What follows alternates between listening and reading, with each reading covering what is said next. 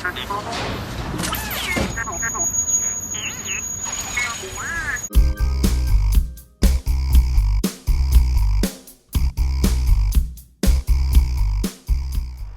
guys, welcome back to the channel. Today I have another update video for you guys. I've had the car for exactly a year and there's something I want to run by you guys.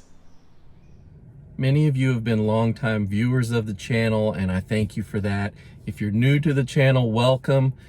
I'm going to be touching up on some videos that I posted earlier in the channel's history about Sentry Mode and Dashcam and what devices I use to record on.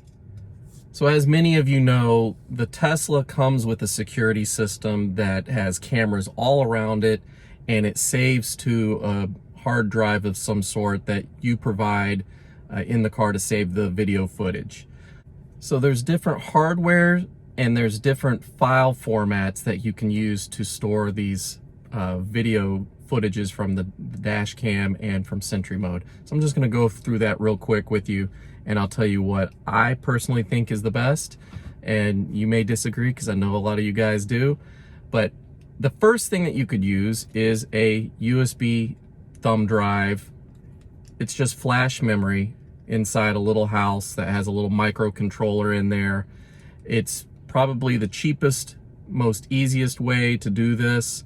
You can buy these anywhere. The only thing that you need to know in regards to picking out one of these is it needs to support a sustained speed of 4 megabytes per second. Now, you need to read the packaging to make sure it doesn't say the max burst speed of 4 megabytes. It has to be the sustained speed. That just means that it can do this all day long at 4 megabytes per second, all right? If you don't get one that's fast enough, the car will tell you that there is a problem and it's not going to be a supported drive.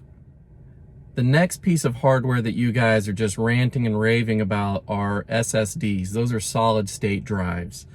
And what do I think about solid state drives? I think they're great, but I think they're great for indoor computing. They're great for backup storage for your desktop, for your laptop. If you want to just have one to set aside just to save pictures, music files, those are great. I have no problems with that. The only thing that I have a problem with in regards to SSDs for the Tesla is that they are not purpose-built for extreme temperatures and for endurance writing. So what do I mean by endurance writing? Every time you write to the little flash cell that are inside of both these and the SSDs, they have the same type of technology inside as these do.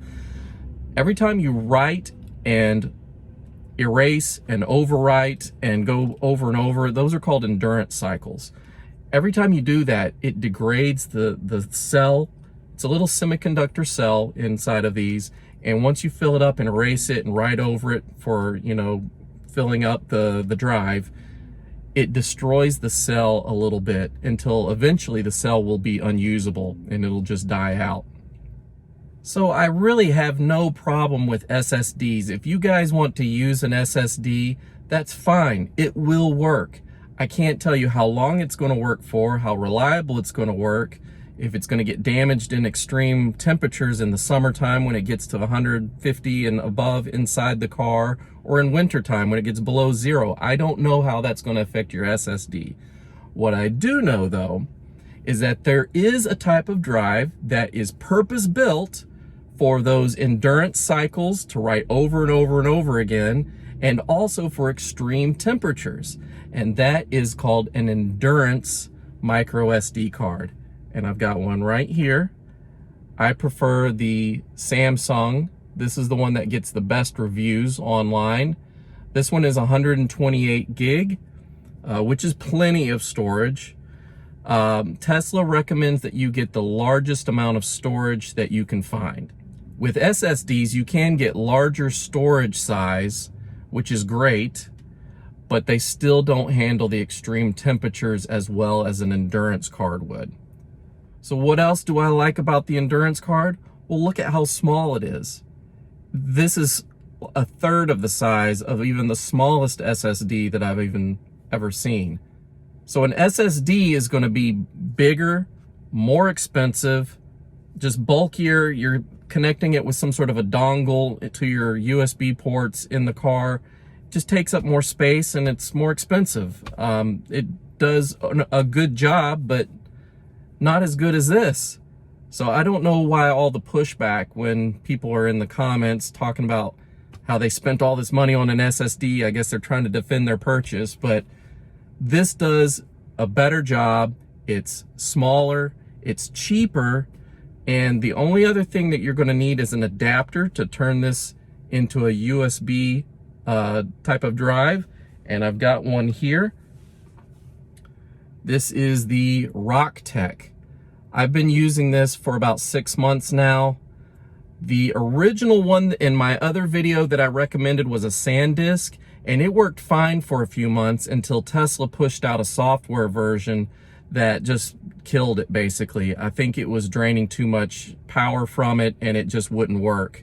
So if you are one of those people that did buy one of those SanDisk adapters and the endurance card and you're having problems with it not recording or just not working properly, it's not the card, it's the adapter that's the problem. I've tested this thoroughly.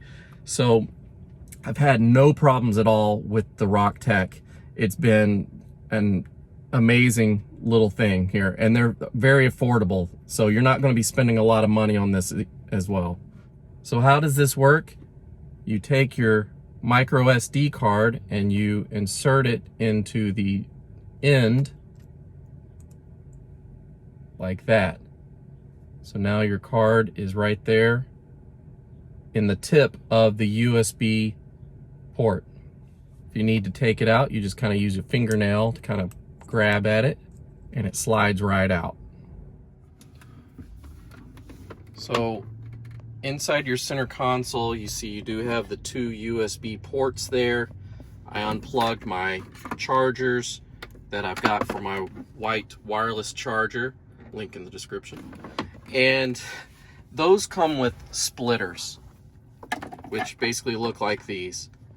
And because these are USB 2 ports, they're not going to have a lot of bandwidth on these.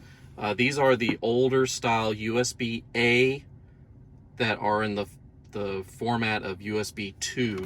I know it's confusing. I'm talking about the form factor though. The physical layout of this is a USB-A. The newer cars, all the Model 3s that started being built in the summer of 2020, have the newer USB-C style, the same as the Model Y.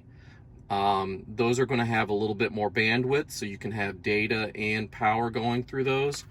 With the splitter though, you're going to have one end that just supports data and the other end that just supports power. And the way I've got this configured now is that on one end of my splitter is a USB 3 drive that I house all of my music on, and this is the power port that I connect one of these white cables. The other I have reserved for the data side is where I put my endurance card right there, and then the other power cable goes in the other side. So that really just kind of ties me up with that. I'm going to go ahead and insert the endurance card now and show you how to format this without using a computer. That is the latest trick that Tesla's come up with. You no longer need to go on your computer and format this on your Mac or your PC or Linux box or whatever you're using. You no longer have to do that. So let me go ahead and plug this in.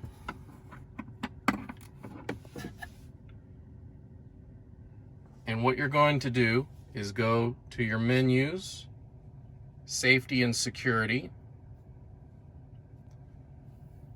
scroll to Dashcam and format USB device. Now what this is telling you is whatever you've got on there, it's going to erase it and format it in exFAT format so you can use it with Dashcam. All right. Now, if you're using an older drive that maybe you've already got a few files saved to that, you may get an error, or this may be grayed out where you can't use it. You have to read what it tells you there, because I've tried some others that say that there's too many partitions on it to be formatted.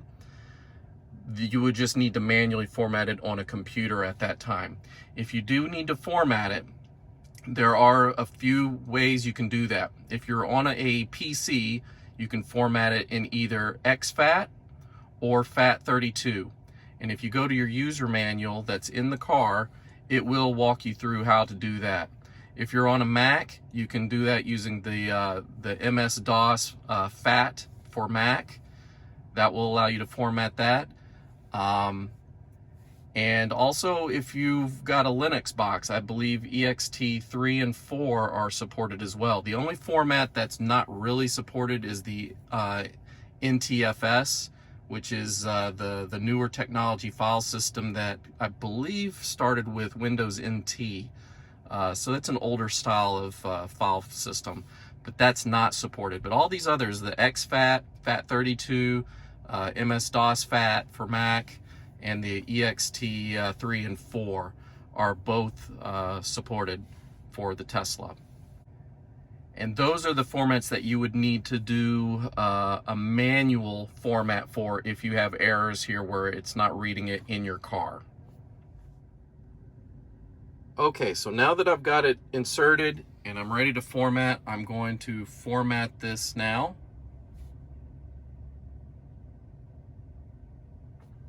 And now I've got the icon here for my dash cam. So we are ready to go. It is formatted and good to go.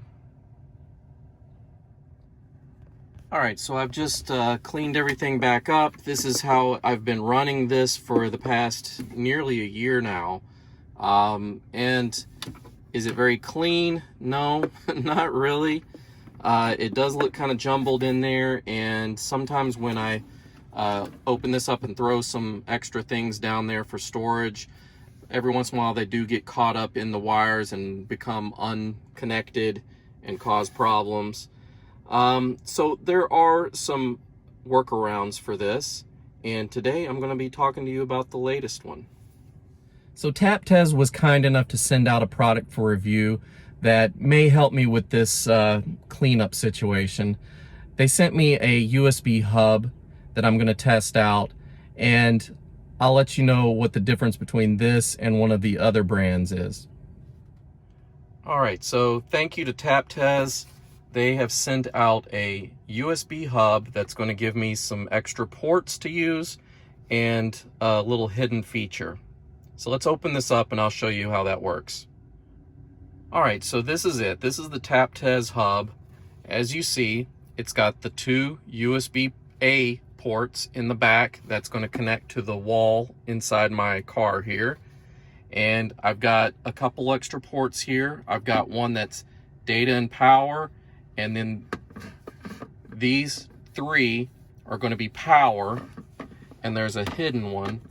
If you press on this corner here, this lid comes up, and this is another data port here.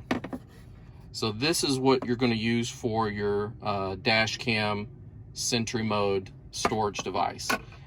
You see it's large enough where you could put an SSD if that's what you're going with. It even comes included with this dongle.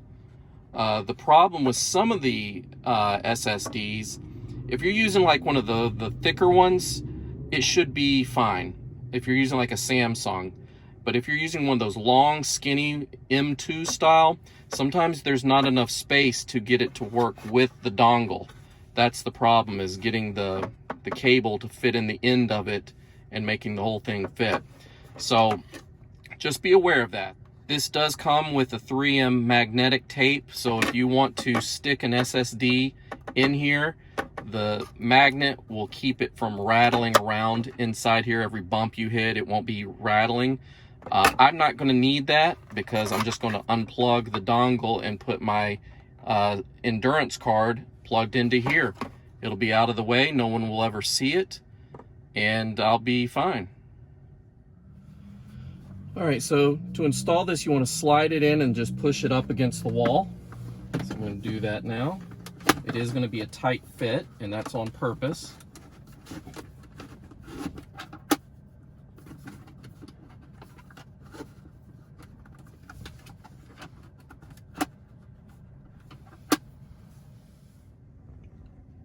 Okay, so now that's been installed, I'm going to go ahead and get my endurance card and install it next.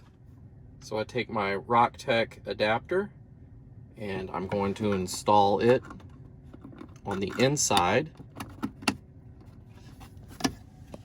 like that, and I can hide it so any would-be thieves that break into your car and they want to steal your dash cam footage so they don't get caught breaking into your car, it'll be a little bit more hidden so that they don't see that. So next I'm going to take my USB flash drive. This is the one that I store all my MP3 and various music files on. So I'm going to put it into the port that says data. And that's where that one's going to stay. I'm going to connect my wireless charger into these power ports.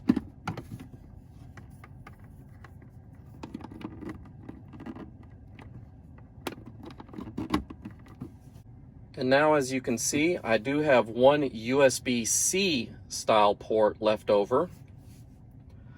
I currently don't have a need for that one, but if you need an adapter, they do make adapters where you can plug in a USB-A into the adapter and then the adapter into the C, so you can use that.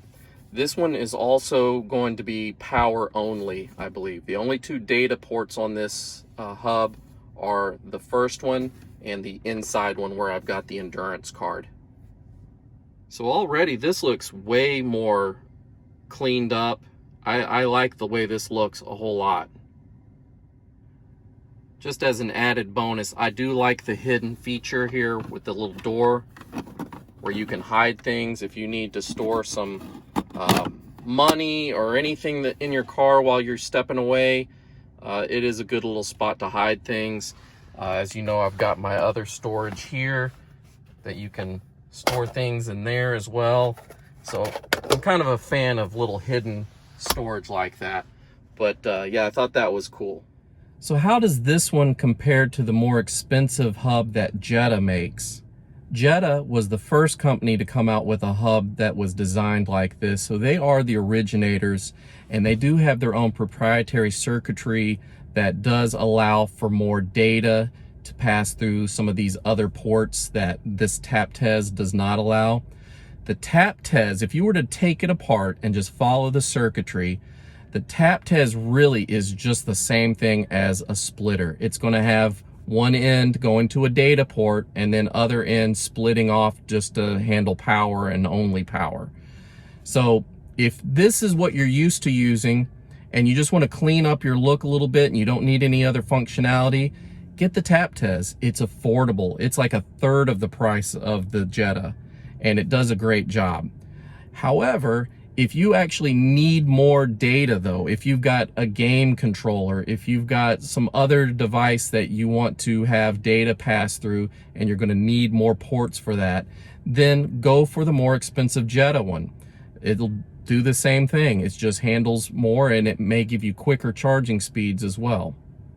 So now that you've saved your Sentry Mode footage, your dash cam footage, what do you do with it? If you're away from home and you need immediate access to the videos to email to, let's say, another party, like you witness an accident on the road and you pull over and you've got the video on dash cam, you can put this on your phone by using a device like this. This is the Geek Go. You just put in your MicroSD card on the side. It's got a port for lightning port for an iPhone. It's got micro USB for an Android phone. This slides down to where you can just use the regular USB if you wanted to just keep this for laptops or whatever. But if you're using the Rocktech adapter, then you can just take that out and use it in your laptop if you're at home or at the office. And by the way, to eject the Rocktech, any type of USB device that you have inserted for dash cam, you need to eject it by holding down the button here until it turns gray. It's red when it's active, and it's gray when it's turned off. So that basically ejects it, so you don't damage or corrupt any files that are saved on your micro SD card. But what if you get out to your car and you see some Sentry notifications here that someone was around your car and you just want to view it? You don't want the hassle of just having to, you know, save it to your drive and then pulling it out and putting it on this. There is a way now that Tesla has incorporated the screen, which we've been talking about for a long time. You can just go up to here and view the launcher. And what this is going to do is show you all the sides. So now that you're here, you can select which view you want. Just select which corner you want to view. And you can pause, you can fast forward, you can just review the footage directly from the car now. If you have any dash cam footage that you want to view, all you have to do is launch the viewer by pressing the button here and launch viewer. This will give you the latest videos here. You can select which video based on the timestamp here. If Sentry Mode does catch something on here, it will now put a red dot right here to where the action is. So you can skip to the red dot if you would just want to go see what triggered the alarm. So as you can see, a lot has changed since we've last talked about this subject matter. I now have a new adapter for the MicroSD endurance card, which is the Rocktech. It is so much better than the SanDisk that I first recommended to you guys. And trust me, I was devastated when that thing stopped working after Tesla pushed out a software update, because hey, I bought that with my own money too, just like you guys. I was really upset. It got great reviews online and it works great still. You can still use it for your laptop or whatever else you want to use it. It's just for Tesla, it's no longer reading it. So I was really bummed about that. I did put some notes in the comment field about my recommendation for the Rocktech. So that's why I wanted to make this new video, just to update everyone. Rocktech is the way to go for the adapter. Also, Tesla now allows you to view footage in your car on the big screen. That was another software push that they put out there. These are all free. These are the great things about Teslas, that they constantly make the car better over time. I can do things on my car now that I couldn't do 3 months ago. So it's awesome. Another thing that's new lately is the advent of these USB hubs that fit into the wall of the console there, where they've got hidden storage for your dash cam, Sentry Mode drives. So go ahead and comment below. Let me know what your thoughts are. All you ride or die guys with the SSDs, bring it on. Let me know why you keep thinking that this is better, because the MicroSD endurance card is purpose built for those endurance cycles, riding over and over again, and the extreme temperatures that build up inside an automobile in the summer and in the winter. That's what it's made for. SSDs are great, but they're not made for that purpose. So that's why. It's smaller, as you can see. It's cheaper than an SSD. I just think it's a better deal all around, and a lot of people don't know about them, and that's why I'm just making these videos, to let you know that these things exist and that they are doing a great job at what they're supposed to do for a Tesla Sentry Mode and Dashcam. And as always, guys, thank you so much for watching. If you want to support the channel, I've got a Patreon account. I just put a new video up there about why I was recently driving a Model S around town. And also, I've got a new business I'm working on where I'm making Tesla-related t-shirts that I'm selling on Teespring. This is just one of them, but I've got several that don't say anything about the channel. I know a lot of people are like, yeah, I don't want to support. I want to support your channel, but I don't want something that says because Tesla on it. I've got plenty of designs that don't say anything about the channel, but they're really awesome. So at least check those out and let me know what you think about those in the comments as well. If you want to see more videos like this, let me know by hitting the like button and then hit the subscribe button, because I'm going to be putting more out. hit the bell notification and you'll be emailed once a new one comes out. And I'll see you guys real soon. Take care. Bye-bye.